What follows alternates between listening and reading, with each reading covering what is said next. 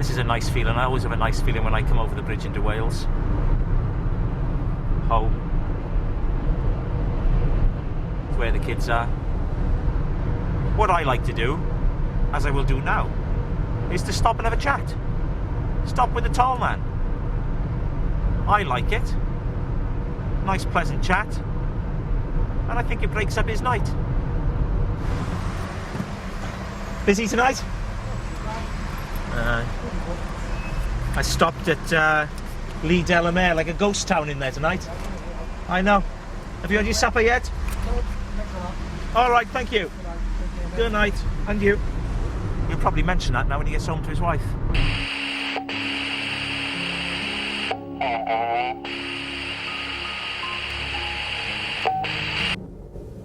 I'm a bit early.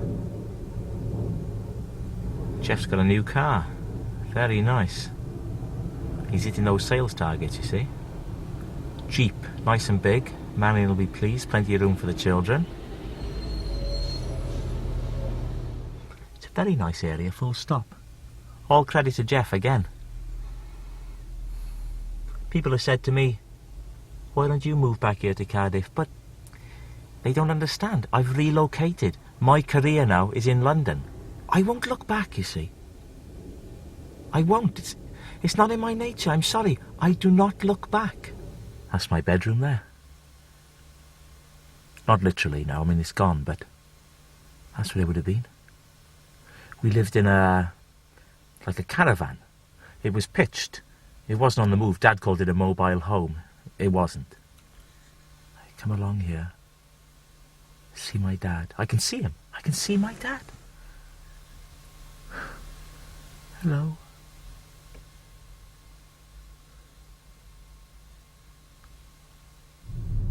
Don't get me wrong, I mean, my dad was a remarkable man. He was a very strong man, a sportsman. Not actually a sportsman, but he aspired to be a sportsman. Vivid memory for me would be the apple tree at the back of the garden. We had this smashing apple tree.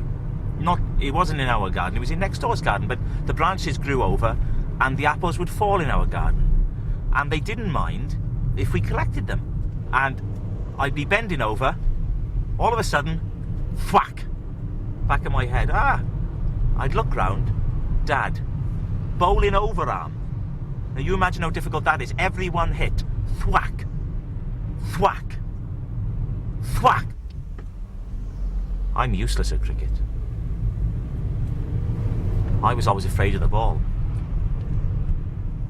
This is where I first met Marion. I ran up to her and punched her in the stomach. And she shot straight back, whack, to my face. I was on the floor, squirming around in my underpants. And that was it, really. From that moment on, we became, if not firm friends, then classmates. A slide would have been there. Monkey puzzle, where my underpants were deposited once at the very top. Wavy horse. You can hear the laughter when you listen to the trolleys jingle jangle. It's like the laughter of children in a way. Look at that. That's Martin Cressel and Lorraine Pike. They got kids, look. They couldn't stand the sight of each other at school. They couldn't. Martin! Keith! Wasn't them. Gary was my best friend. He was remarkable. The boy who would. You always knew Gary was going to go places.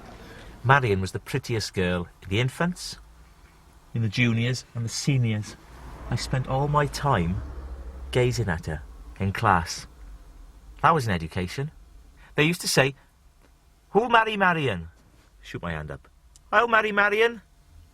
And then, by those bike sheds, but painted green, I remember, "Who'll marry Marion?" Gary said to me, who's made Marion? I said, easy, Robin Hood's wife. He said, no, who's made Marion? Know what he meant?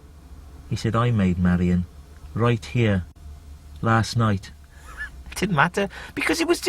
I liked him. If you like someone, you like someone. What are you going to do? And I loved Marion. I loved her then.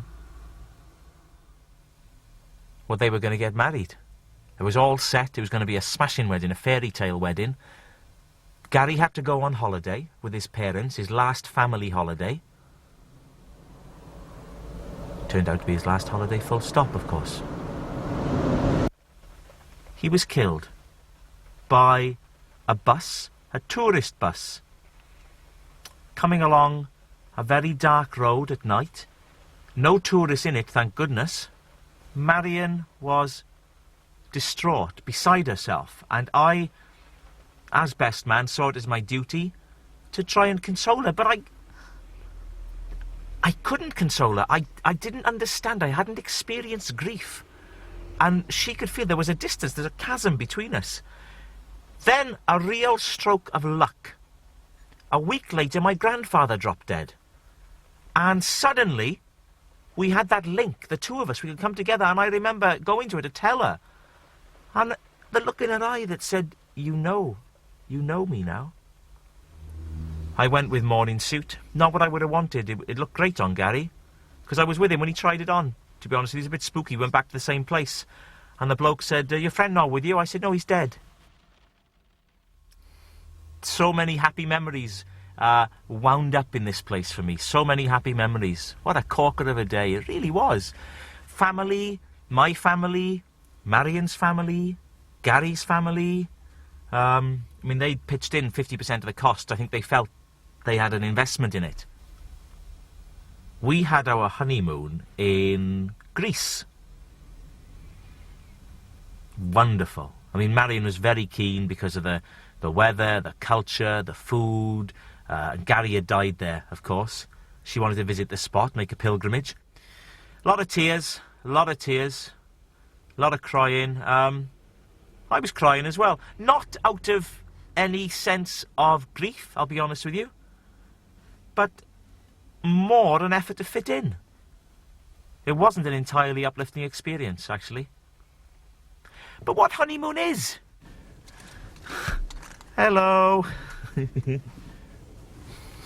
at this fella. Hello. Oh, don't worry, I'm still here. Imagine their faces. Just imagine their faces. They're not in. Probably gone on a family day out. Very nice. And fair enough, because I think Jeff does need time to bond. So what I've done is I've put them there. Up the tree. Tarzan and Jane. Smashing. They'll be fine there, as long as it doesn't rain. Just approaching the bridge now.